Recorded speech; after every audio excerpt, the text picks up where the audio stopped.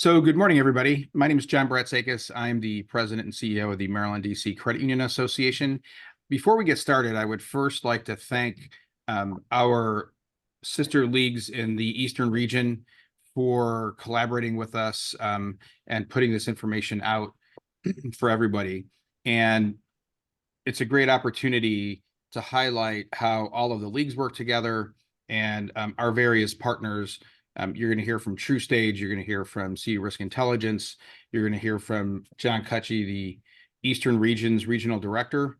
And this was really brought about by recent events that many of us heard about with regards to a recent ransomware attack that affected several credit unions. But really what it did, as we fielded questions, there were a lot of questions with regard to how do we react? What's our first step? So there were all of these questions that were going on. And what we thought we would do is try to bring together all of these thought leaders in their respective areas. And we felt we would start with TrueStage. So I'm going to introduce Chris Gill from TrueStage. He's the Senior Manager of Risk and Compliance Solutions. But more than anything is what questions we fielded as a league, and I know some of our colleagues fielded, was what's our first step? If something happens, how do we prepare? And obviously, your first question is usually talk to your bond coverage, talk to your insurer to help you walk through that process. And there's a myriad of things that you need to do and to focus on. So Chris, I thought I would hand it over to you, given that you all, really insure the majority of credit unions throughout the country, and cyber coverage is an option for credit unions to have. I thought maybe you could give the perspective from TrueStage exactly how do you go about the process, and how do you all guide credit unions from even before there's ever an incident as you're reviewing coverage to once an incident happens. And I know our friends from M3 are here to talk about that. So. Yeah, thanks, John. Appreciate it, and really appreciate just the opportunity to be on the call and the partnership with the league. I think it's such a timely and important topic. I'm going to back up just a little bit. I think we'll get to what to do once that incident occurs, and would definitely defer most of that to Derek and Alex, our partners at M3. But we certainly we'll get to that. I kind of wanted to back up and just talk about just the education piece, because I think that's where, as a risk manager with TrueStage, that's really what we value, is that relationship with the credit unions, and that opportunity to just help educate and guide to try to avoid incidents or minimize exposures. And that would hold true for us, across a myriad of risks, not just cyber. I know today we're talking about cyber, but we really try to emphasize just the importance of having that strong risk-focused culture. Again, very true within the cyber area as well, but just that comprehensive approach to managing risk. And so what I mean by that is, well, first, having that specified, well thought out, detailed process for identifying, prioritizing, mitigating, of course, the feedback loop on your risks. But also just that comprehensive cross-functional approach. So are we including leaders from across the organization? Are we seeking to identify and understand those interconnected risks and how they affect other areas or products or services just beyond the initial impacted area? And I think for me, it starts with proactive leadership. Do we have leaders that are seeking to really understand the unique risks of their operation, and not just the risk, but what's at stake?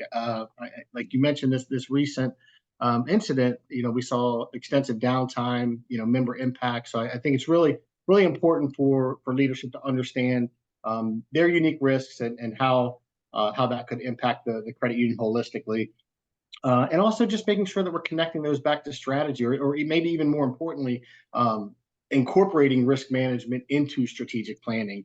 Obviously, we have to be keenly aware that threats are just really evolving rapidly. The scope of risk is changing. Our credit unions are changing. Our operations are changing. So we can't become over-reliant on past investments. It has to be this continuous evolution of risk management within the credit union. And I also think it's just important to engage the right people, having the right people in the right role, encouraging open lines of communication, empowering them, but also investing in their growth. And so when we think about right people in the right role, from a cyber perspective, it's internal, but it's also external. It's where do we have those partnerships with experts like Derek and Alex who have joined us from M3, so that when we do have that incident, we're able to quickly respond to it. When I think about kind of taking that holistic risk management approach and just applying it specifically to cyber, I'm a simple guy, so I'm not a cybersecurity expert. I've been doing risk management for pretty much my entire professional life. Started with a credit union in risk management and have been with TruStage now for about 12 years. And still today, I like the very simple 1-2 buckle my shoe approach. And when I think about cyber, I just think it's easy that way. We break things down into more manageable chunks. And when I think about cyber maturity from like a holistic perspective, I like to think about it in three areas. It's the cybersecurity program, it's the business resilience or the credit union resilience, and then of course in today's world, it's the importance of having a strong vendor management or third party management program in place. So I'll just talk briefly about each of those. So when I think about the cybersecurity program, to me, it's very similar to if we were trying to keep somebody out of like a secured facility physically. We want to keep them out. And that here we're talking about those hardened controls, the perimeter defenses that we're all familiar with, but also routine risk assessments and vulnerability testing. Do we have strong access controls? Do we have a good inventory of our assets? Are we investing in education and training? Are we doing simulated phishing attacks? Mobile device management, that's critical in today's environment. So we want to keep them out. If they get in, there's got to be controls in place to quickly identify that there's been a compromise. So of course you've got intrusion detection and other network monitoring tools. But I'll tell you, if I was still in the credit union today, I would certainly be looking at some of these new AI-powered solutions. I don't know enough about their effectiveness. Maybe Alex, Derek, one of the other experts on the call might have had some more experience, but that's certainly something as we talk about not relying simply on that past investment, I would be exploring that opportunity. I know the goal for those AI-powered solutions is that they're to assist in the optimizing of the analysis time and accelerating threat detection. And so that's important because there's been numerous studies that have directly connected that amount of time a threat goes undetected on the network to the final loss or impact. And that's both in terms of data loss, but also fines, penalties, reputation damage. So again, I think that just critical that we have that detection system well thought out and implemented. And then of course, just the timely and effective remediation. And that's how effective are we able to contain and mitigate that threat once it's detected. And this really highlights the importance of engaging with the NCUA or folks like Derek and Alex, your cyber liability experts. Hopefully you have a breach coach. But they're joining us today here, and they'll be able to walk through some of those steps once that incident has occurred.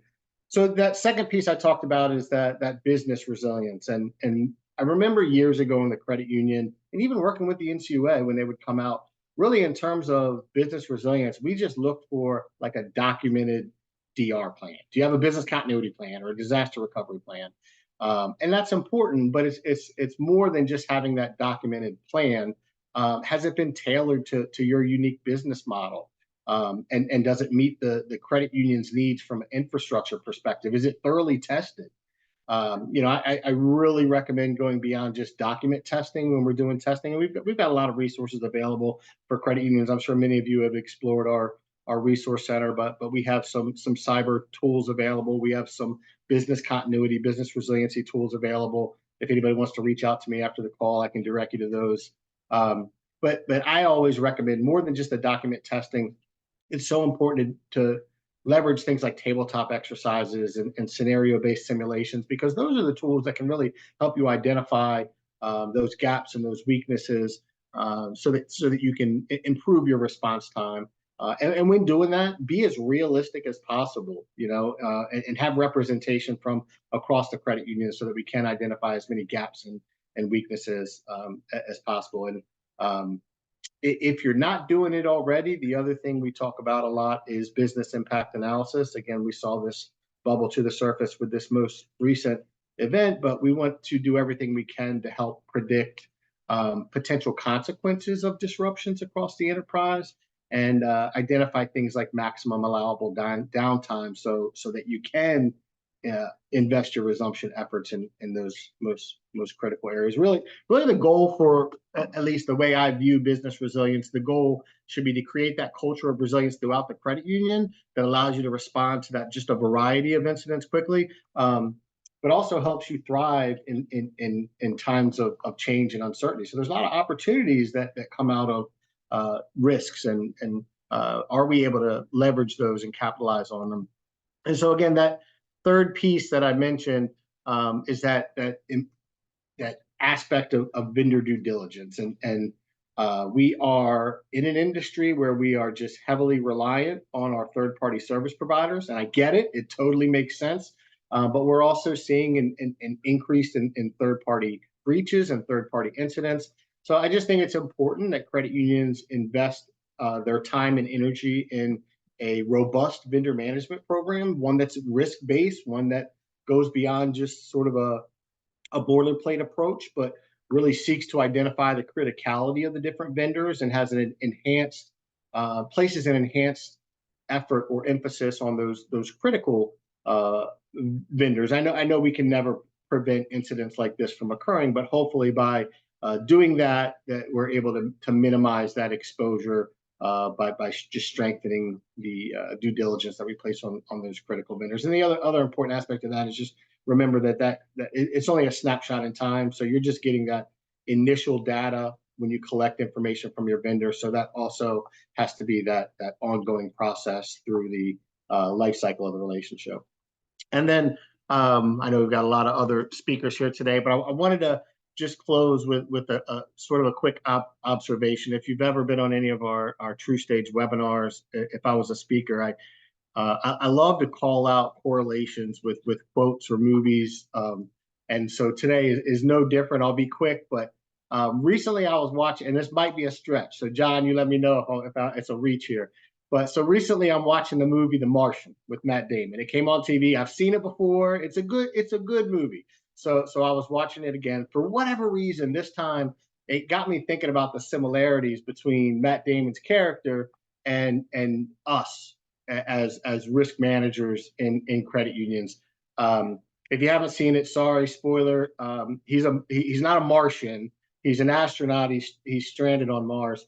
But at the end, he's talking to a group of students about how he survived this catastrophic experience of being stranded on Mars. And he talked about while you hope that nothing like getting stranded on Mars ever happens, you plan for it so exhaustively and extensively that when it does, it allows you to stay calm, rely on your training and your preparation. And I remember he talks about, you solve one problem, you move on to the next one, you solve the next problem. You solve enough problems, it allows you to come home.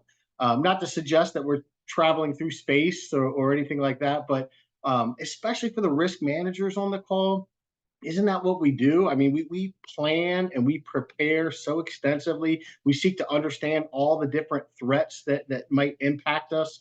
And we hope that through this preparation and time that we've invested in the planning and the testing, that it allows us to solve enough problems to minimize the damage. So I thought that was a good connection for this morning. If you don't take anything else away from my portion of today's session, go watch The Martian. It's a pretty good flick. And John, I'll turn it back to you.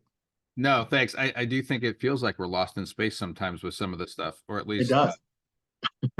when it gets back to that issue, I think often, like when we were talking about this, about, you don't know what you don't know. So how do you have the tools, the processes, the procedures to, put you in the best position? So when you need to discover what you don't know, you can get there faster. And you can get there efficiently and mitigate as quickly as possible. So, Chris, do you want to introduce Derek and Alex and just kind of that relationship? I know we talked about this earlier. So, for instance, if somebody were involved in some kind of an incident, right, they're going to reach out to you, and then if they have cyber coverage, then you partner with someone to help through that process. So if you Yeah. want to just, very quickly, and then I know Derek, you got to get running, so we want to get over to you as quickly as possible. Yeah, I want to get him to the podium. But so yeah, again, our effort is really on the education piece up front. In the event that something is to occur, we have an exclusive relationship with M3 for cyber liability coverage, and that allows us to bring really just a best in class product to our credit unions through this partnership. And not only do you get the coverage and again allow Derek and Alex to expand, but you get the experts, you get the consulting that comes along with it. And you get a breach coach that helps walk you through those incidents if they ever occur. So yeah, would love to welcome Derek or Alex to chime in and correct me on anything that I butchered there. Yeah, good morning. So my name is Derek Lasniak. I'm the Director of Cyber Liability for M3, and we serve in a unique role with the TrueStage team in that we manage programs and products, insurance products that TrueStage doesn't have specifically within their tool chest. And one of the biggest components of that program is cyber liability. And so we place cyber liability coverage for nearly 3,000 credit unions across the country, which allows us to probably be some of the foremost thought leaders in terms of cyber liability for credit unions in the country. And I'm joined by Alex Friedel. He is an account executive specializing in cyber liability, dedicated to our brokerage team. And as John mentioned, Alex is going to kind of tag team this with me. I definitely wanted to be here just given the context of everything that's going on, and I've been very intimately involved. And but we'll have to drop off, and as we get to the Q&A section, you're in very good hands with Alex. I've worked with him for many years. But some of the comments that I wanted to make is just the importance, and unlike other insurance policies that credit unions or organizations have, where something happens, you call a number. Cyber, especially in how it's evolved, cyber losses, cyber incidences require a little bit more planning, in my opinion, on the front end of what to do. It's not as easy as just calling a number. Insurance carriers and providers try to make it that easy, but the ones who handle these incidents the best, the ones that have the best idea of what to do, the ones that recover the quickest, are the ones that have put in a little bit more thought on the front end. And so I'm not here to be a spokesperson for a specific product, so I'm going to talk very holistically about cyber liability and how it intertwines when something happens. And to Chris's point, as many of you I'm sure all know, we had what is becoming all too common, a supply chain incident that's been taking place. And in my time working with credit unions, we're starting to see these every 2 or 3 months. So what do I mean when we have a supply chain event? Well, bad actors are starting to find that, if they're efficient, they can work less and make more money. And what do I mean by that? Well, the age-old way to monetize cyber attacks used to be, I'm just going to try to hit someone with ransomware using a vulnerability. I'm going to lock up their systems, and I'm going to charge them, X amount and in crypto, and I'm going to exchange that for the decryption code. And that worked well, and that became a very profitable business. As people have evolved, as organizations have gotten better, as organizations have had better backups, better resilience, better risk management, better tools, better controls, the bad actors have already, started to evolve as well, because it's harder and harder to break into individualized entities. So the bang for their buck has become, how do I capitalize on an attack that can waterfall downwards? Meaning, in the most recent case that's all over the news, I hit one vendor, I hit one third-party data, servicing provider, and I'm having a ripple effect across almost an entire industry. So within the last couple of weeks, we've been fielding claims from 26 different organizations that have had an impact, whether they're unable to operate completely or their backups are no longer available. And so the bad actors know that by hitting these kind of pinpoints, these crucial areas of our digital kind of environment, they can apply more pressure. They can ask for more money. And so all of us have to be very cognizant of that, because one thing that we do know for sure is that, and this is something I've been saying for 3 or 4 or 5 years, that in today's business world that's cutthroat and competitive, We all are making decisions daily, specifically as it relates to IT infrastructure, where we're trading efficiency for security, or control. And what do I mean by that? Well, you don't, it's very uncommon to host certain software products on-prem these days. Most software services, whether they're a CRM or an ERP system, are going to be sold to you as a SaaS product, a software as a service, and tied to that is going to be a hosting agreement. And so you're going to pay a monthly subscription or an annual subscription for a piece of software, and that piece of software comes with the fact that you will send all of your member data to them in order for the software to do whatever it's designed to do. And as a result of that, you're banking on the fact that this third-party provider, let's say the big ones in the world, Amazon Web Services, which is one of the largest hosting companies in the entire country. And that, that could be Pfizer, that could be any number of organizations that sell their software products to organizations like yours. And when you do that, you still are the data owner. That data was entrusted to you by the owner of that data, the members to which they gave it to you, but you are passing it along to what we call a fourth party. So you're the third party to the data owner, and now you're passing it along to a fourth party. And, members and the public don't necessarily know where that data is going. But if something were to happen to that data center that's hosting yours and 20 other organizations, it might not be your fault. You might not necessarily feel like you're liable, but you are responsible for that data. And these types of supply chain attacks are going to become more and more common because the bad actors have figured out that they can hit one company and have a waterfall effect that either increases pressure or allows them to swim up or downstream from that attack vector and deploy, additional malicious software to those organizations. And so this just means that we have a new threat on the landscape when it comes to managing cybersecurity.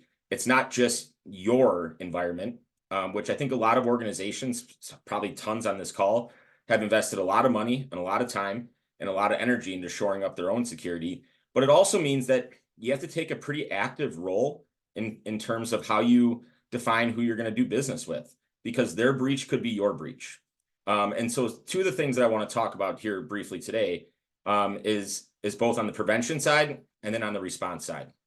So we are starting a campaign in 2024 for all of our credit unions that's going to focus heavily on vendor risk management. And when I say vendor risk management, this really starts and frankly kind of stops at the contract stage. There's a running joke among us insurance brokers. I review contracts for clients all the time. Hey, what do you think about this? Do they have enough insurance? Do I have enough insurance? Am I in a bad spot? And I always kind of laugh because 90% of the contracts I review from credit unions and other customers are already signed. So you're asking me my opinion on a completed contract and how exposed you are. Well, that's the point where there's not much you can do about it. And so vendor risk management includes what kind of protections do you have when it comes to a data security incident at a third-party provider? And this isn't just, do they have a lot of insurance? Can they reimburse me?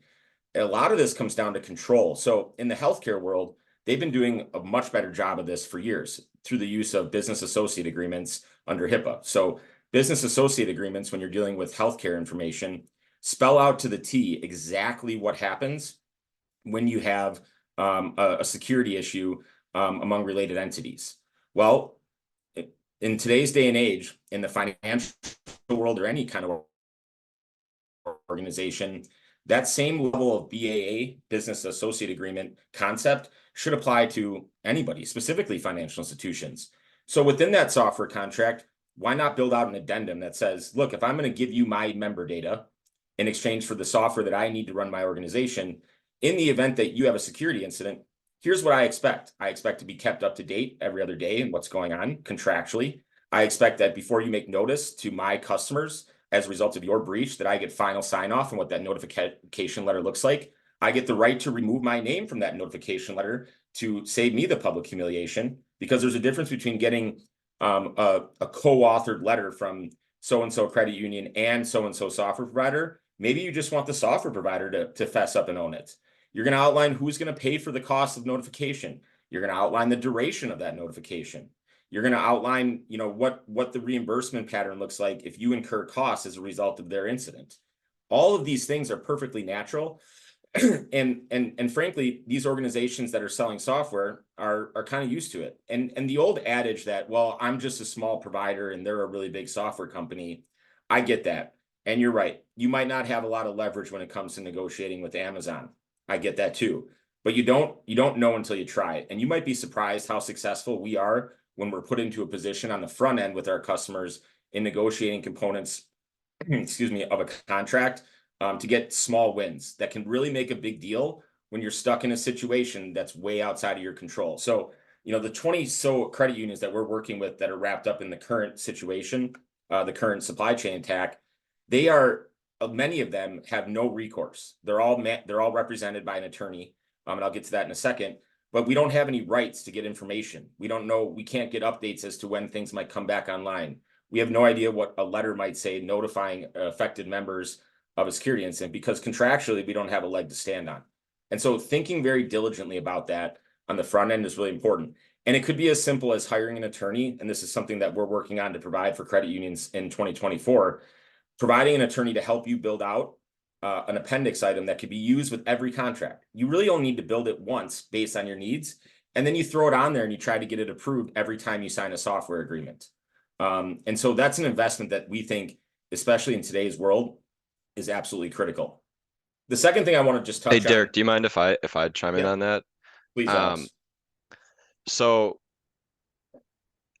when you're working, as Derek alluded to, when you're working with a major service provider like Amazon, you are somewhat limited in your negotiation, but you still do have an ability to obtain concessions.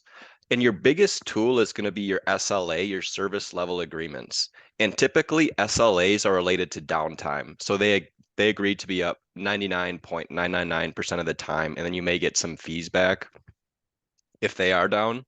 But one thing you should consider is, do they have SLAs on cybersecurity? So for example, if they have a breach, are they required to notify you within 24 hours? What are they required to notify you if there's anomalies with your information? So you may not have a ton of ability to get these things negotiated, but just making sure that these SLAs are in place, especially related to cybersecurity, is very important. And then kind of the next tier down, your managed service providers, your MSPs. I work with a lot of organizations that outsource their IT to a MSP. And it's important to remember that an MSP is not a MSSP, a managed security service provider. And first of all, with these organizations, you're going to find that you have more leverage in your negotiations. And so you will be able to modify those contracts a little more with the DPAs, the data privacy agreement, as Derek mentioned. And secondly, you want to be clear who's actually responsible for cybersecurity. A lot of times these MSPs are not managed security service providers. So they are focused on IT and uptime. And there may be misunderstanding where you think they're responsible for cybersecurity and they think you're responsible for cybersecurity. So having a good understanding in place, preferably in writing in a contract, will make it that much easier when you actually do have an incident. So thanks for letting me chime in there, Derek. Is absolutely kind of the document that I was referring to. The second concept I just wanted to touch on is just preparation on the back end for a response. Whether it's an incident that's hitting your own infrastructure or an incident that you're being wrapped up in from a third-party provider, we cannot stress enough just having an idea of what to do and who to call. And I'm going to be more specific than just the 1-800 number that might be on a cyber liability policy. There is a lot of work on the front end that can be done by an organization to understand who they're going to partner with. So almost certainly any incident that hits your infrastructure, 99.9% of the time, you are going to need an attorney first and foremost, a data breach coach. And these are different than the attorneys that you might use for corporate dealings. These are people that all they do every single day is work on data breaches. And that, number one, provides privilege throughout the entire investigation, where we see rising civil litigation rates as a result of cyber breaches. privilege is really important. And number two, these people become your quarterback. They're up to date on what's going on in the market. They know trends on specific ransomware type variants. And these people's entire job is to counsel you. They're going to help you with any regulators, whether it's state attorney generals, whether it's any other kind of regulator that's out there. Making comments both publicly to the media or to any regulator or to any third party or to any member without the advice of counsel when you're embroiled in a data security incident is a recipe for a disaster. It's what's going to increase the potential regulator action, and it's also what's going to increase the potential for civil actions. Don't get me wrong. Plaintiff attorneys have figured out how to make money on civil actions associated with data breaches, even when there's not clear and concise damages that provide legal standing. So if you're buying an insurance policy, that insurance policy has a panel of vendors, meaning you can on the front end go look at all the attorneys that are approved under your policy, and there will be many that are not, meaning if you call an attorney without knowing if they're approved, they're not going to cover those fees. But every organization, every cyber carrier is going to give you a host of really qualified attorneys. And the partners that we work with have some of the best attorneys in the country. And those attorneys love that business because it provides them volume. It keeps their attorneys working.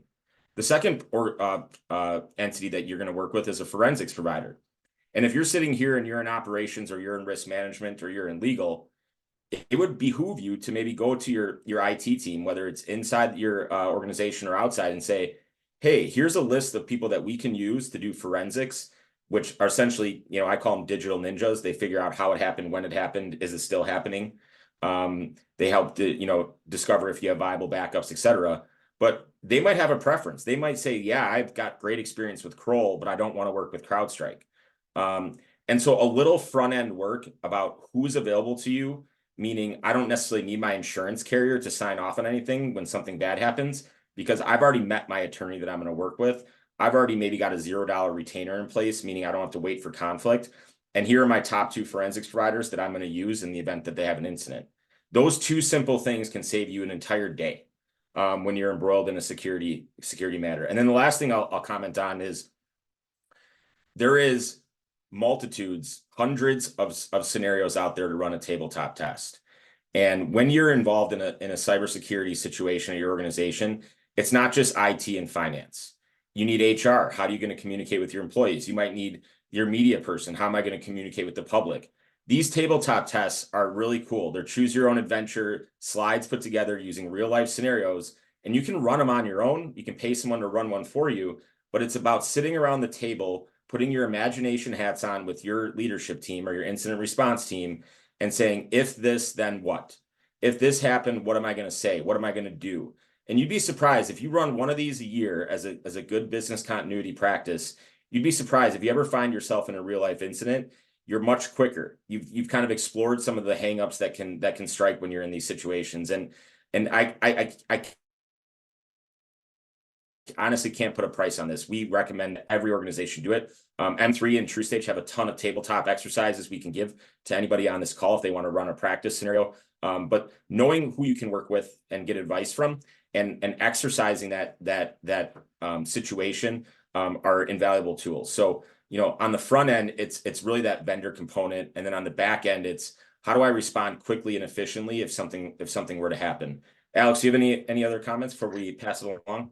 Yeah, I was a few things. You brought up media requests, and I was at a course and I ran into privacy counsel. So they run with privacy incidents all day. And he said that there is no need, you don't have to respond to media requests. You may feel like you have to, but you don't need to. And before you do, make sure you vet that with your breach coach. And if you absolutely must, keep it very vague. Don't use the B word, the word breach. That carries legal connotations. Say, we are investigating a cyber incident and we're working with experts and we'll provide an update in the near future. It's actually really interesting. These things happen so often. I recommend next time it does happen to look at the news article and see the language that these firms are using. And it's usually some variation of that. And so that's one recommendation. Another point, Derek made a really good point that when you buy a policy, you're buying access to a panel of experts. with the two most important being the legal counsel and the forensics firm. And I think this is completely underrated, even within our industry, because we work with a carrier. Many of you guys are probably insured with them, and they list it right on their website, which is super handy. And it's the best firms. I worked on a incident last week where the privacy counsel is more of kind of, it's very limited and it's more of a budget option, I'd say. And this is a lot of times carriers they don't make it very obvious who's on their panel. So it's something that I really recommend you look at before buying a cyber policy, because you don't want someone fresh out of law school with no experience running your ransomware incident. You want someone that has years of experience doing this type of thing. And on the forensic side, Derek also made a really good point. You want to run this by your IT department. A lot of times you may already have an existing relationship. So I worked on a cyber incident recently where our client used Arctic Wolf for their MDR, managed detection response software. And that means that when they had an incident, they could go to Arctic Wolf Incident Response for the actual incident response portion, and it made it that much easier to exchange information. Whereas if you have two different firms, then they need to work with each other, and it's a little more difficult. So I recommend, if you do have a forensics provider preference, to have that information documented in your incident response plan and include that information when you submit the claim. The second reason this is really important is you want to make sure you use a forensics firm that is approved. We had a ransomware attack this year where our client used Sophos, which is a endpoint detection response software firm. And Sophos picked up the incident. They noticed the ransomware attack, and then Sophos tried to get them to sign I can't remember, it was $50,000 or $80,000 incident response engagement. And guess what? Sophos wasn't on the approved panel. So had they signed that engagement, they would have been 50 or 80K out of pocket, and it wouldn't have been covered by insurance. So you want to make sure you really understand who's on your panel, so that when you do have a claim and you need to engage these experts, they are covered and you get those costs reimbursed. So that's, yeah, back over to you, Derek. Great comments. John, I think those were the pre-post incident components that we wanted to provide to you, and appreciate the opportunity to get in front of such an esteemed group this morning. No, thank you. And I just want to we're gonna kind of hand it off to John Cutchie, who's the Eastern Region Regional Director. I think one of the things that you both mentioned that's really important is Alex, you talked about communications, right? And communications is the one piece, is that everybody is kind of bound by different notification rules and regulations depending on what industry you're in. However, there's some very specific, clear guidelines when it comes to credit unions and how they have to do that. And I think that's one of the things about having John with us. So John, I just want to transition over to you. Derek, Alex, thanks a lot. We'll bring you guys back at the end when we kind of have all the panelists on and we can answer questions. I did have one quick question, Derek. Not sure if you saw that, but there was a question. Do you all have any data or feedback that would speak to the amount that it costs a company, an institution, per breach? Like, what's an average cost that is incurred? Yeah. So I'll answer a long question in a short way. There is data all over the place. Back when I started doing cyber, Poneman used to put out a report that would give a cost per record. That still is a metric. Verizon does one. Those costs tend to be loaded with litigation exposure. So, an incident that you don't pay a ransom that you wrap up quickly, can be minimal. Even if you have notification, but if you have civil litigation or regulatory, it can really compound. But I think some of the data that I love to use, and widely viewed as great data, and I would encourage anybody to go to it, is there's a firm out there called Coveware, Coveware is the nation's leading supplier of ransom negotiation. So they aren't forensics, they aren't attorneys, but you bring them in because number one, they'll negotiate with the bad actors. Number two, they front the crypto payment so that you don't have your hands on the money, which is helpful for OFAC security, et cetera. But they put out a quarterly blog report that is, I think, and widely agreed, I think, in Alex's and I's community as some of the best data out there. And really interestingly, right now, what we're seeing is a drop in ransomware frequency payment, meaning less people are paying ransoms. The number in 2019 was like 80%. It's now down to being reported around 36, 37%. However, the severity has gone way up. So a year and a half ago, average ransomware payment was about $350,000. Through Q3 of 23, that number was $850,000. And this might freak you out, but in our world, where we're trying to manage an extremely volatile insurance market, the product is designed and the product is actuarially built to handle severity. It's just not it's not meant to handle frequency and severity. So when you have lots and lots of claims with lots of high dollars, that's when the market goes into a tailspin. So I would tell you that the Ponemon report and the Verizon report have been, out for decades. They're widely viewed and widely regarded and cited in a lot of the things that we read, but don't sleep on that Coveware website. Everybody I know in this business looks at that quarterly report, and there's just immense data on the trend. And yes, it's ransomware specific, but if you're in this business, you're talking about ransomware. I mean, yes, there's still business email compromise events that happen. There's lots of types of claims, but what really moves the needle is the ransomware, and that's why that's where a lot of the statistics and data are. So I would encourage you to check that out. Thanks. Appreciate that. John, welcome back. As our reigning MVP of association town halls, really appreciate you being here. And I know you've been involved, recent events and conversations with credit unions, with some of the associations and other industry folks. Just want to, I think this would be, it's really unique, right? Because what happened recently and what Derek and Alex were just talking about, and Chris, right? It creates a whole different environment of, okay, so to me, when we got involved, there were issues that had to do with credit unions core, but then there were credit unions that were involved in these things that it didn't affect their core, but it did prevent access to their systems, other systems, right? So that's a challenge. So I just, from your perspective, John, listening to what you listen to and kind of the message that you give credit unions when things happen. Yep. So always appreciate the invitation, John. Obviously, this is a hot topic. It's not going away. It's only going to become more prevalent as time goes by. So a few things. Well, let me start with this. The opinions expressed here are those of me, John Cutchy, and not necessarily those of the NCUA board, in case I go too far in any of the comments that I make. So everybody's talking about the most recent incident. It's been in the newspaper. It's the Fed comp incident. I'm not sharing anything that's not publicly available.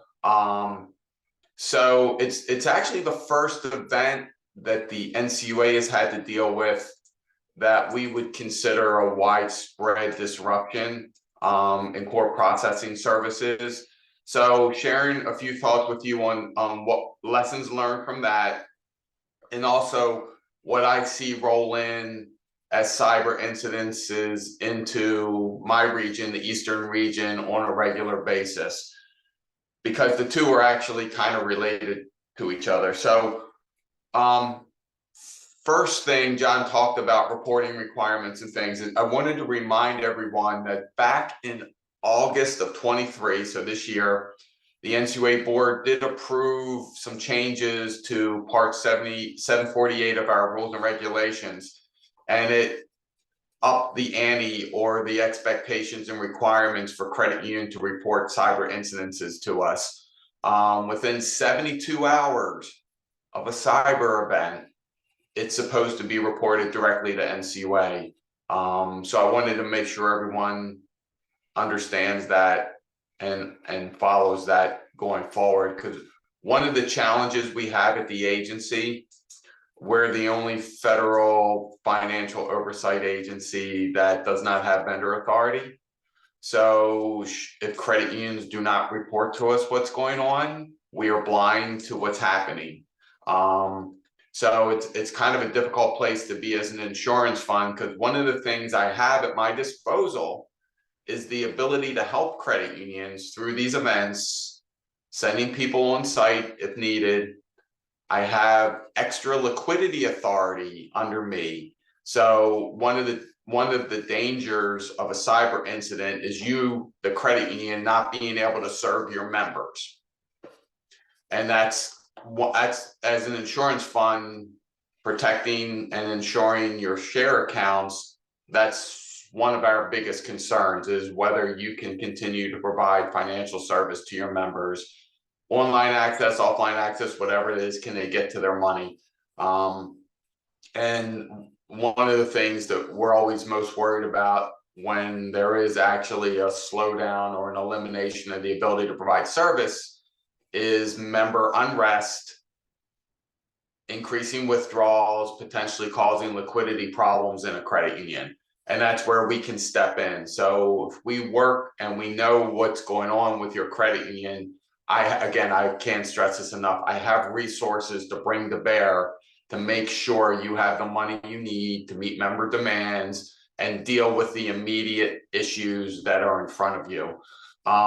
So that's one of the things I wanted to kind of plug there. During this most current incident, I deployed my resources throughout the region to the credit unions that were impacted to make sure credit unions found a way to deliver financial service to their members. And kudos to all the credit unions involved, because they all came up with a way. We called it going old school, pen and paper, writing checks, whatever those things were, until things could get back online. But all the credit unions were able to continue some form of financial service, which is huge, because sort of a contagion thing, a reputation risk for the industry lies out there whenever a credit union can't deliver product and service to their members and it goes public. You start to run the risk of other credit unions as a side effect being impacted. And thankfully in this situation, we kept all that from happening, but it is always a possibility.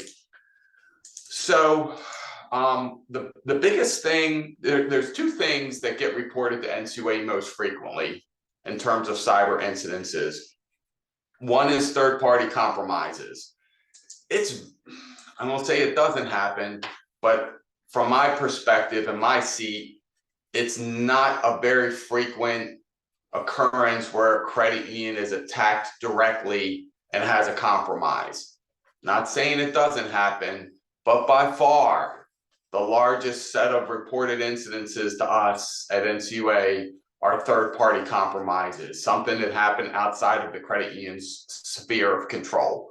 And that's the biggest one that we see. And the other one is some form of human engineering, compromise of login passwords and IDs with someone sweet talking someone on the phone, or phishing attacks that are successful where somebody opens up something they shouldn't have.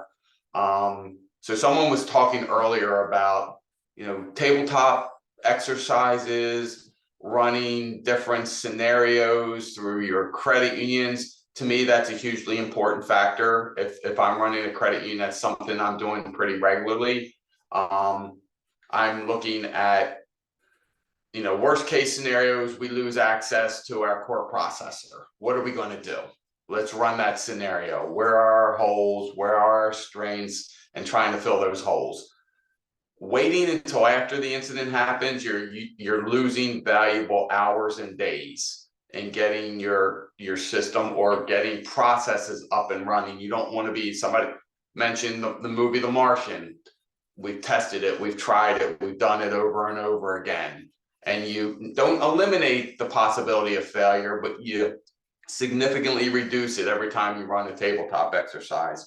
So to me, that was one of the big things. And one of the other things we've learned most recently is credit unions, and I'm sure this is probably part of business in general, you're looking in a lot of ways to aggregate services, creates less entry points for you in terms of vulnerabilities.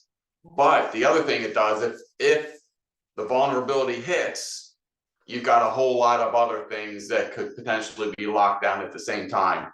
So I'll give you an example. In a data breach where you've got a third-party processor that handles your primary data, if that same entity is also providing you your backup services,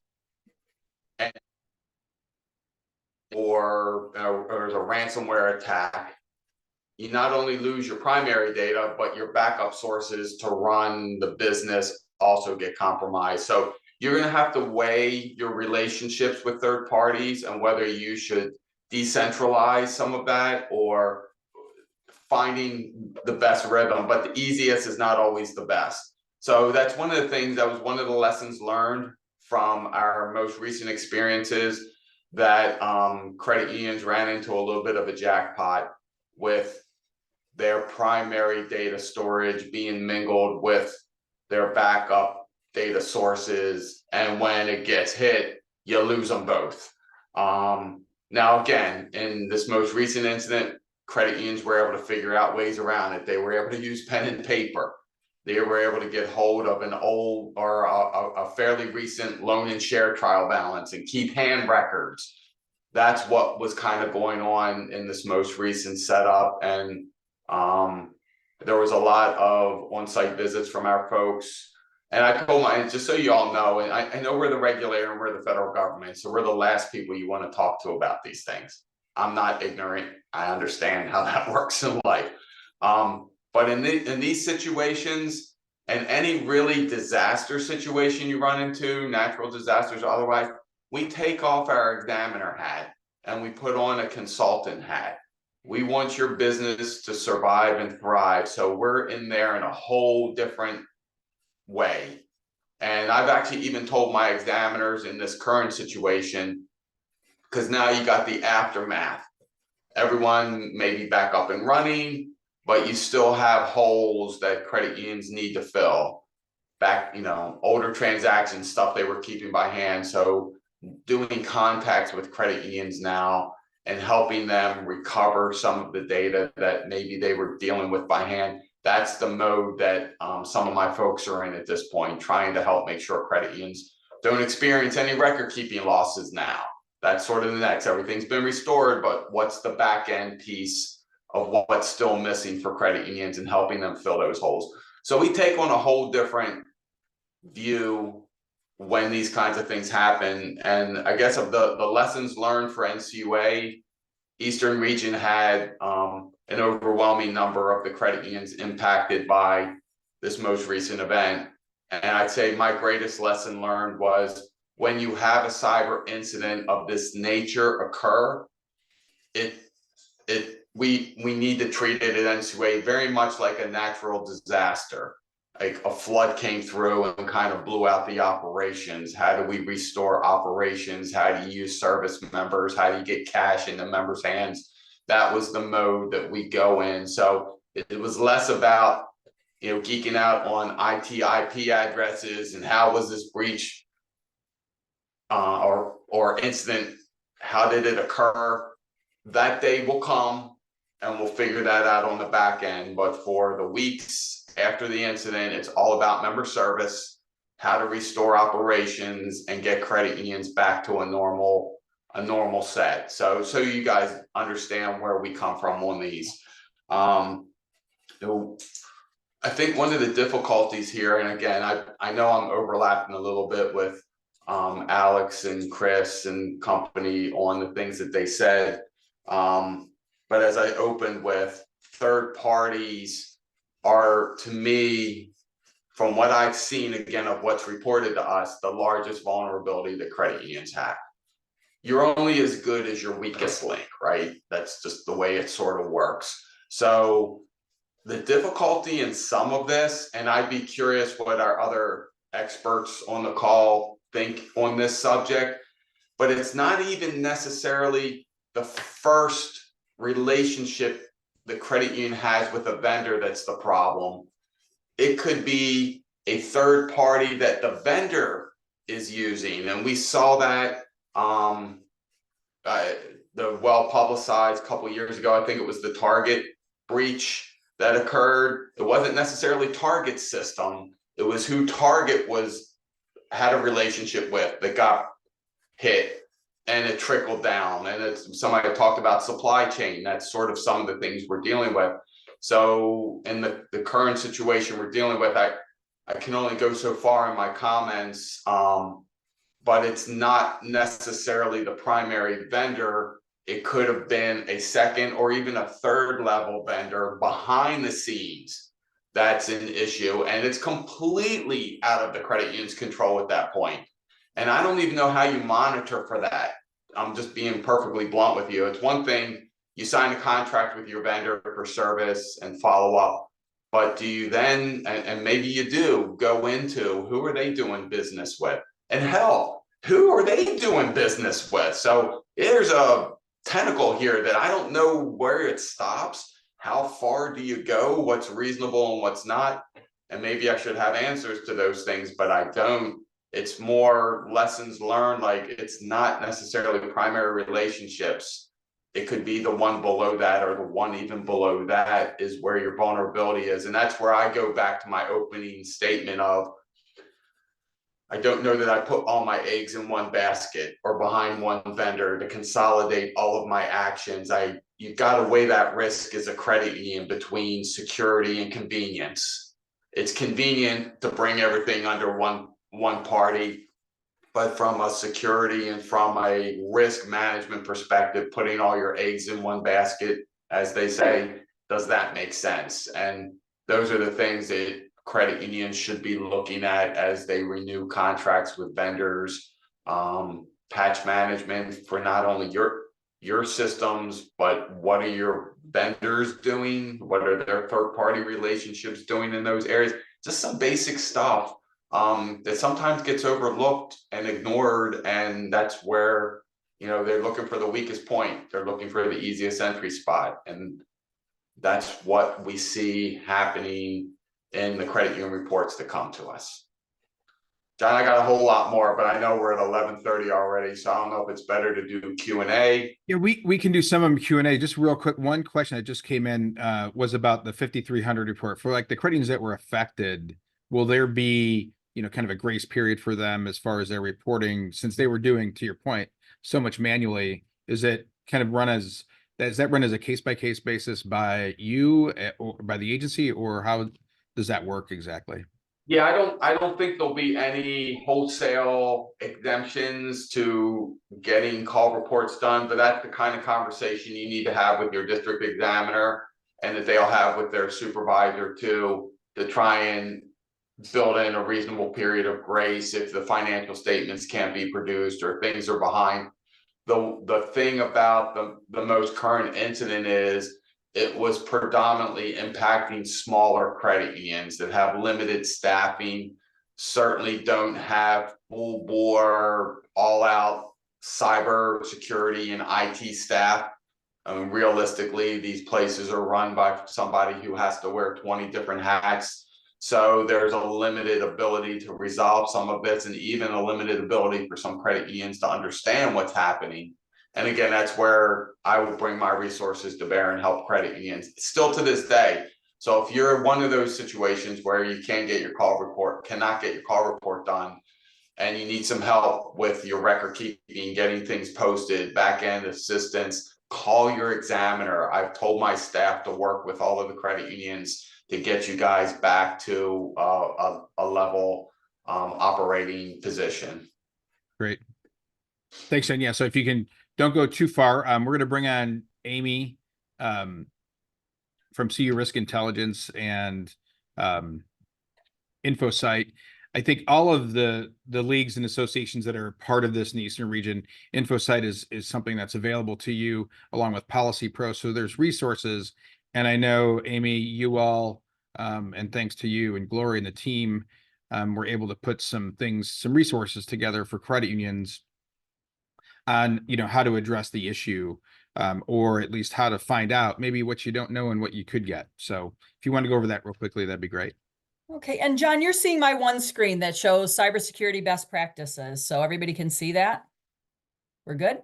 Okay, thanks for having me. I was jotting notes as as I was listening to the other panelists, and what I kept hearing time and again is be prepared ahead of time, manage your vendors and your vendors and your vendors' vendors. So there's a lot that can be done ahead of time, because probably the worst time to be dealing with this is when we are in the thick of it, which you all know.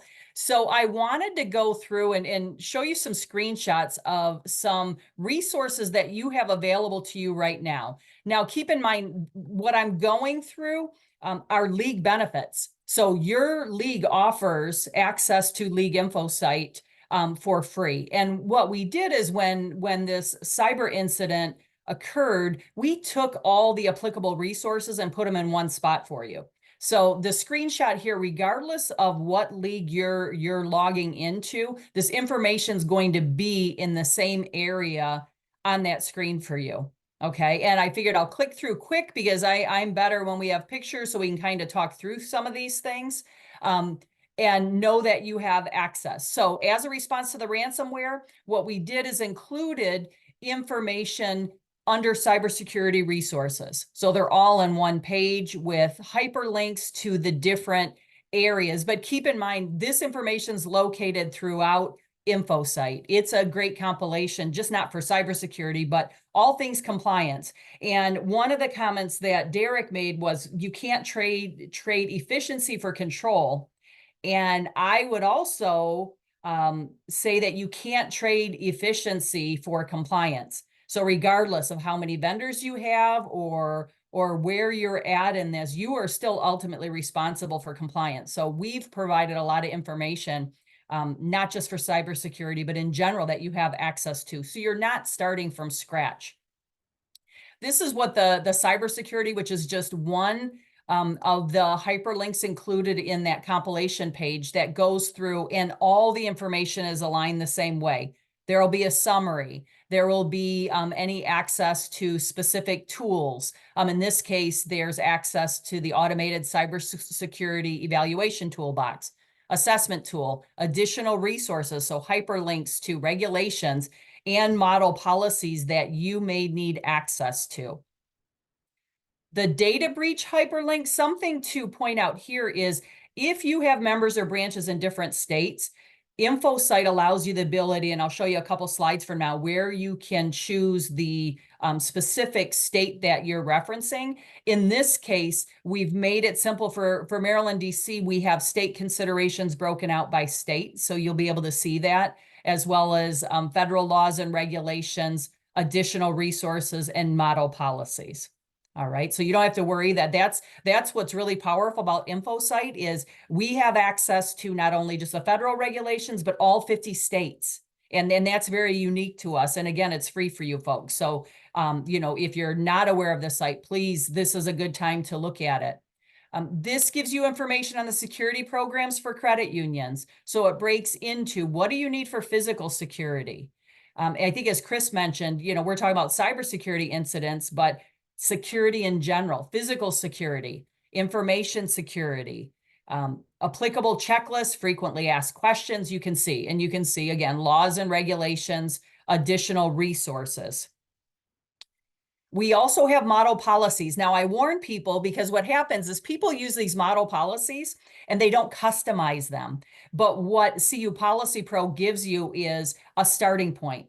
Okay, it's up to you to customize these policies based on the complexity of your organization, but this is a starting point. Okay, this will give you the elements that are required to have a compliant policy in these topics, as well as other ones. But because we're talking cybersecurity, these are the two that apply. Okay, so it's a great start, but you have to customize it. I've done a lot of audits, and dead giveaway for the examiners, and John, maybe you've seen this, is if they pull a policy and it has CU name in brackets, or it has these brackets with numbers, then you guys are going to get caught. Okay, so use the policies, but customize them. Okay, we don't want people saying, well, they use model policies, they've never been customized, and I've seen it. So I'm just telling you, if we're talking best practices, you might want to read the policy and customize it and make sure your staff understands what the policy says. Now, as a result of the ransomware attack, we've kind of pulled some things out of our business continuity planning. And we heard that too many times, business continuity, tabletop exercises, like let's not wait till we're in the thick of it to test our process. So you need to have some sort of business continuity planning program. Okay, disaster recovery programming. You don't need Recovery Pro. It's just an option that we have. So it's one example of many. But what we did is pulled out some of the things that would be helpful in this specific incident for you, just for your use. Okay, as part of just being on this call, being a part of InfoSite, being affiliated with your leagues. But we've included a typical process flow chart for you. So if there's a data compromised event, what do we do?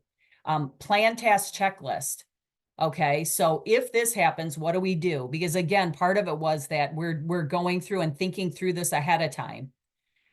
Also included some data breach compromise scenario, so a sample message we can use for members, and then a risk assessment, so the threats of cyber attack. So providing you, again, a template for you to get started to make it your own when you're testing out your program. So we've given you some of these tools just for free. And then if you want to see other states' content, because again, we're using the screenshot for Maryland, DC, but we know a lot of folks are on the call with different leagues. You can choose the resource area and choose info site listing by state. And then you have hyperlinks to every state in the union, and you'll have access to their state specific information. Okay, I know I said that really fast because we want to allow times for questions and answers, but your best bet is if you need any additional information on this, reach out to your leagues. They're great about training staff. We train staff all the time on all the things you can do with League Info Site to help with that. If you need help with that, if you need any help with vendor management, the vendor due diligence, contact one of us because we can help you get the resources you need as you're going through and dealing with these cybersecurity incidents. Amy, thank you so much. Yeah. Just so everybody knows, I think one of the unique parts about Amy mentioned this with League InfoSite is all of the leagues collaborating together, kind of throughout the country to have state-specific information for everyone on just pretty much a variety of topics. And there was a question, you're new to your credit union. Mm-hmm. And, how do you get a login? Contact your league, your local league that you're affiliated with, and they will walk you through that. So that'll be great. If I could ask the rest of our group to come on, and we'll go ahead and jump into, we've got some questions from some folks. And, one of the questions, we'll go right to John because everybody likes to ask John questions. So, from what you've seen and maybe John, what you've gone through, do you notice a difference if somebody has cyber coverage versus not having cyber coverage, going through these types of incidences? Yeah. So if I were running a credit union in today's world, I would have it. To me, it's a basic coverage in the universe that I think in and I live in. Now with one of the things I do want to give a shout out to the vendors who were involved in this most current incident. I know for a fact that those places were working 16 to 18-hour days to get all of the credit unions resolved and back up for running because we were chatting with them, having side conversations and trying to make sure every credit union was taken care of and get updates for ourselves so we know what our next steps are. So I from that perspective, I know they were all using best in class cyber resources to help them navigate through. But if I'm a credit union and I'm directly hit by a cyber attack, I would want the best possible resources at my disposal to limit my legal liability and get credit union service back to its maximum as fast as possible. So hopefully that answers that question. Yeah, I think it did. Thank you. So this question really goes to, and somebody had asked this question of the group was, we didn't focus a lot on prevention, right? We wanted to touch on prevention. We wanted to touch on what do you do when it happens and where are some resources available to you? And then obviously John's perspective. So this probably to John, and then Chris and Alex. Really, Amy, you touched on it also a little bit, as far as the checklist, right? And kind of going through what you do from a prevention. John, I know you all do cyber, there's a cybersecurity assessment that's done by the NCUA. Chris and Alex, I know that you do a lot of work on the prep side. So trying to figure out, maybe John, kind of from your perspective, and then Chris and Alex, if you can kind of briefly touch on, so how do you get prepared, right? What are those steps that you go through? I know there's a lot on vendor management, but it really goes beyond vendor management. It really goes into those other things. So, John, maybe if you could start, Chris, Alex, jump in, and Amy. Sure. So one of the things I'll suggest to the group, if you go to our website, ncua.gov, and in the search bar type in cybersecurity, you'll actually get a link to a page that's got a lot of credit union specific resources in it. So it's not general cyber information, it's very credit union centric. But one of the things we actually have out there, and I double checked it this morning to make sure it's still active, we actually have a self-assessment tool that we used to use in our examination programs, but now we've migrated to something else as part of the examination. But it's the ASET tool, and actually we're automated cybersecurity evaluation toolbox. So if you click on that, it's actually got a lot of different subjects on it where you can honestly answer for yourself, not something to share with us. You can download the toolbox and use it as a first step to figure out where our holes are, what things maybe we need to tighten up, and then work with your professionals to tighten down those areas. But that's one of the things that we all, and of course there's no charge for something like that. It's something that's just available on our website for your use.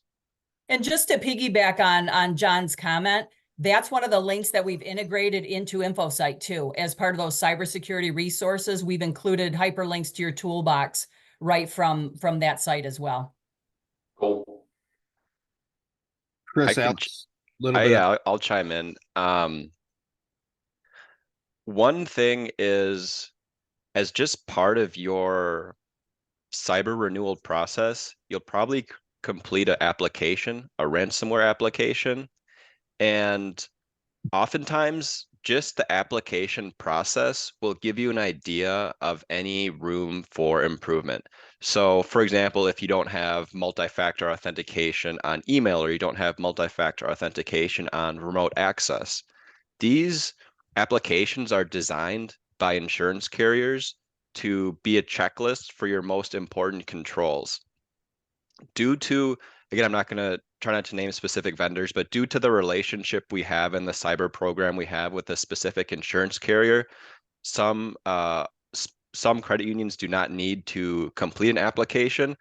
But if you reach out to your agent, your TruStage agent, or if it's a different company, you reach out to your rep and just ask for a cyber application and have your IT team complete it, and then you go through it with your agent, they'll be able to identify a room for improvement and the most important areas you should focus on, as I know budgets are limited.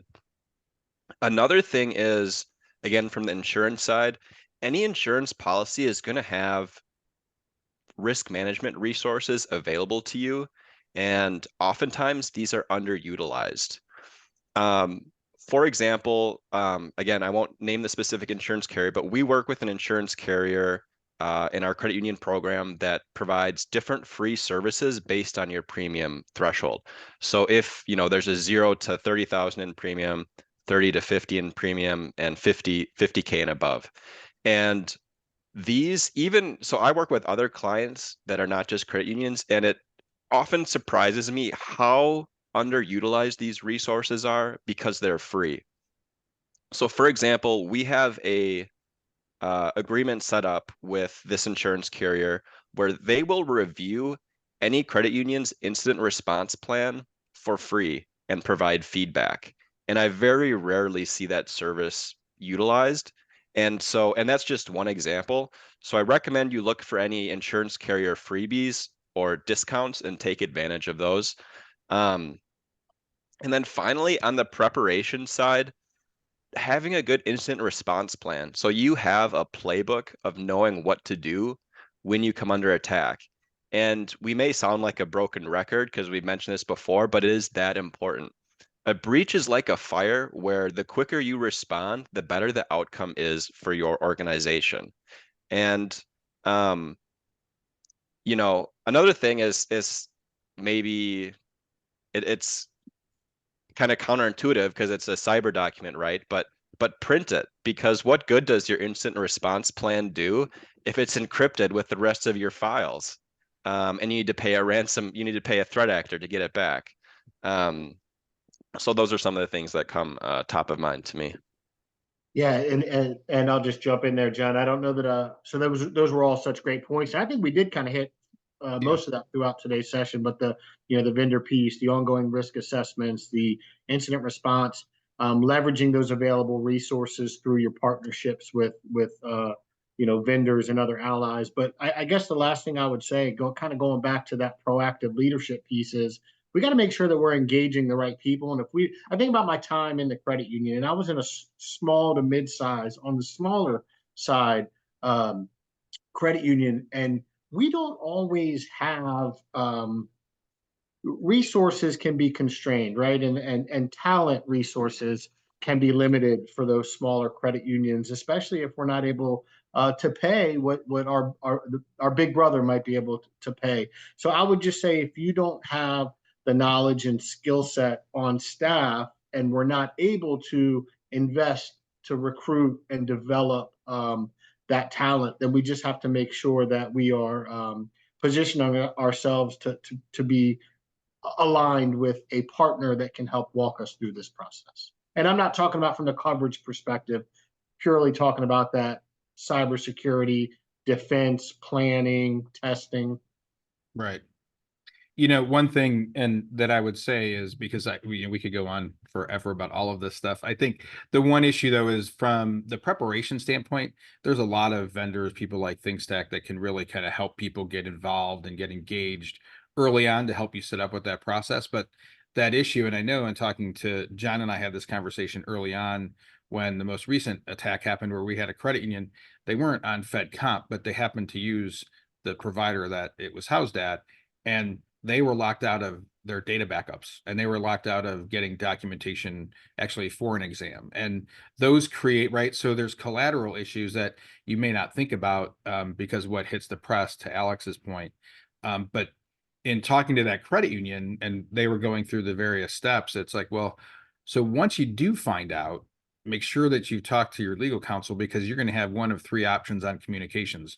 One is a vendor you use was involved in a breach or ransomware, and none of your data was affected. Two, you don't know if your data was affected. And then the third message is, they were hit and our data was affected, and here's the mitigation process. So, and they hadn't even thought about walking through that, right? Those are some big concerns. One of the questions that just came in is, what is the average time between a breach and detection of the breach? Is there something for that? I mean, we always hear about the Home Depots, the Targets that they go on for months, but any feedback, John? Maybe you've got some thoughts on that, or what you've seen. Yeah, the more cyber savvy folks on this is probably a better question for them. I mean, again, the detection from the credit union to reporting to us, there's a 3-day requirement to report, but things can sit on the system for months, depending on, and this is penetration testing. I know at NCUA, for our internal cyber, I used to be over our IT office at NCUA. And you're constantly looking for signals and signs that there could be an actor in your existing system as well. Thankfully, at NCUA, knock on wood, we've got a really robust front end, makes it really difficult to find. But the thing that strikes me, John, the thousands of pings to our systems every day is frightening. I mean, thousands every day that just get knocked out and don't go further. But again, in terms of credit unions, I keep going back to this statement. I really haven't seen much in terms of the credit union system being directly hit. It's almost, from my perspective, it's almost always been a third party issue. And you're really, in those situations, you are at the mercy of the third party, their review process, their identification, their mitigation strategy. And let's be straight up, all the things that we just told credit unions: have legal counsel, let them help you draft your message so you don't have legal risk.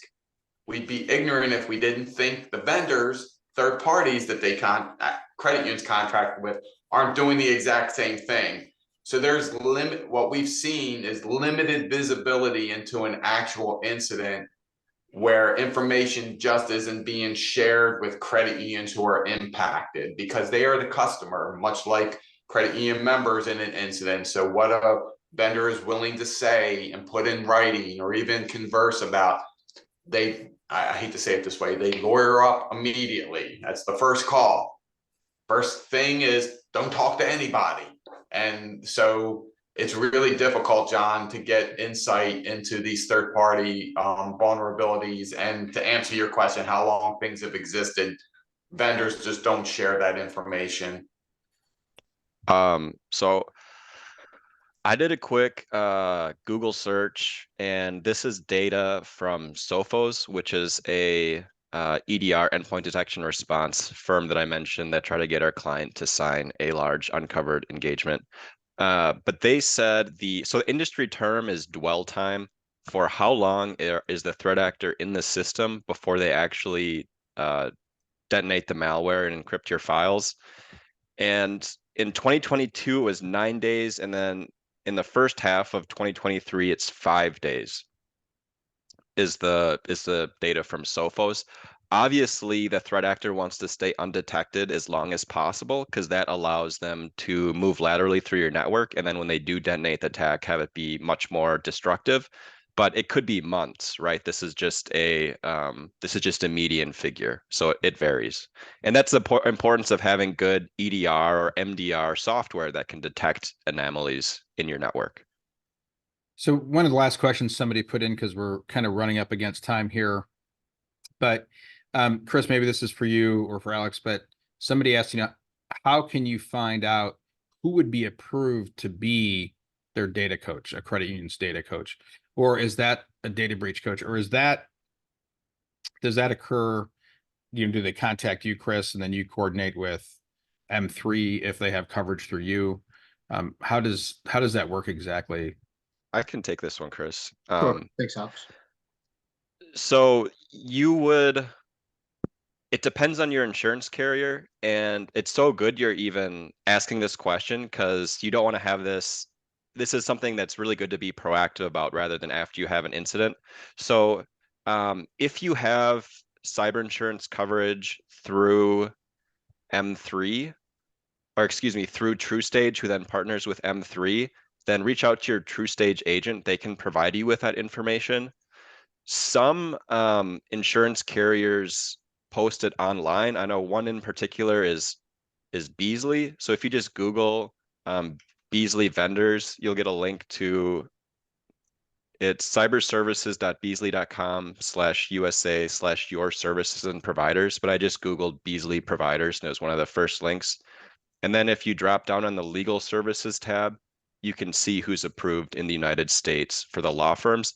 Otherwise, reach out to your TrueStage rep, or if it's a different company, reach out to your insurance rep, and they can obtain it from the insurance carrier, and they can provide that list to you.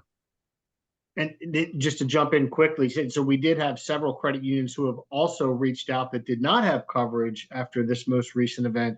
And so then that becomes, increasingly more problematic. So we do have risk consultants. We're not cybersecurity experts, but risk consultants, many of us with some level or degree of cyber background, or at least understanding.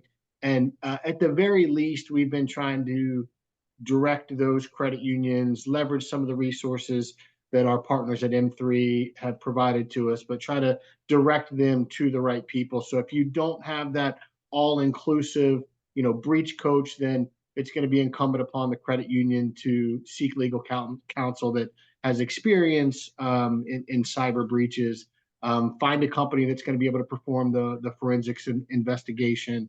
Maybe seek assistance in your reporting requirements for the NCUA. So having that single point of contact really does ease the process, but we can help to walk those credit unions through that process that might not have that service available to them.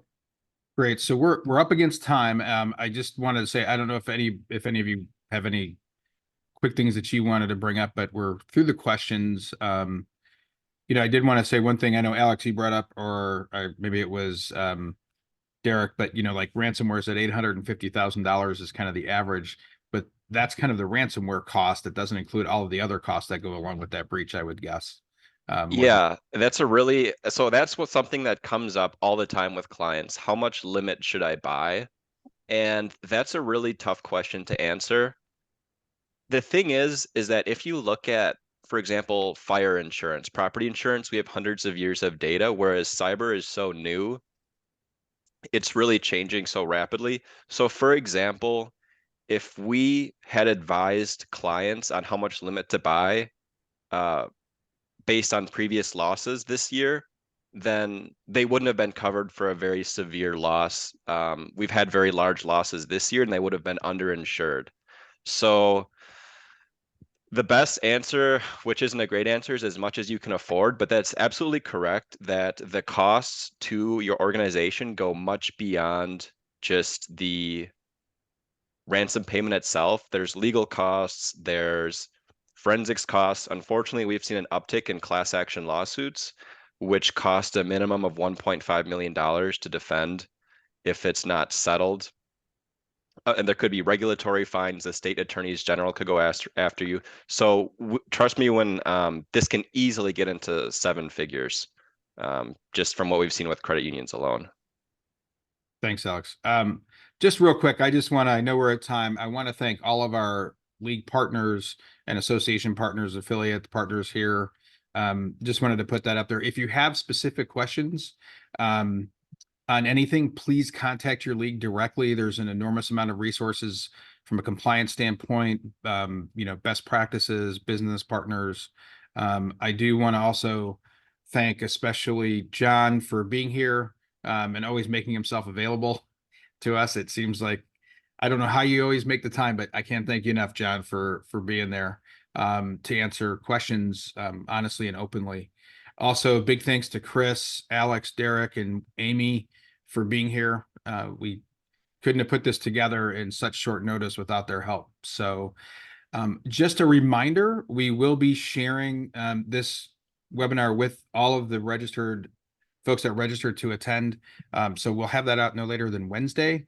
If you have any other questions, we'll have this short slide deck with everybody's pictures, but contact information attached to that as well.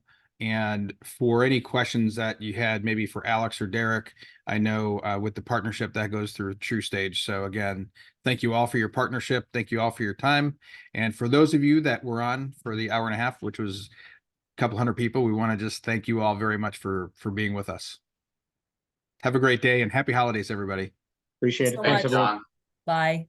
Bye-bye.